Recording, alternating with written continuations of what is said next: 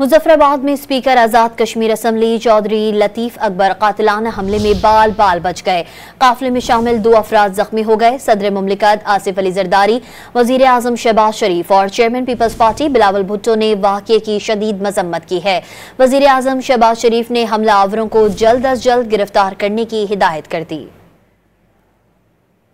मुजफ्फराबाद में स्पीकर आजाद कश्मीर असम्बली चौधरी लतीफ अकबर कातिलाना हमले में बाल बाल बच गए। काफिले में शामिल 2 अफराद जख्मी हो गए। सदर मुमलिकत आसिफ अली जरदारी, वजीर आजम शहबाज शरीफ और chairman peoples party Bilawal Bhutto ने वाक़ये की शदीद मजम्मत की है। वजीर आजम शहबाज शरीफ ने हमलावरों को जल्द अज जल्द गिरफ्तार करने की हिदायत कर दी। मुजफ्फराबाद में स्पीकर आजाद कश्मीर असम्बली चौधरी लतीफ अकबर कातिलाना हमले में बाल बाल बच गए। काफिले में शामिल 2 अफराद जख्मी हो गए। सदर मुमलिकत आसिफ अली जरदारी, वजीर आजम शहबाज शरीफ और chairman peoples party Bilawal Bhutto ने वाक़ये की शदीद मजम्मत की है। वजीर आजम शहबाज शरीफ ने हमलावरों को जल्द अज जल्द गिरफ्तार करने की हिदायत कर दी।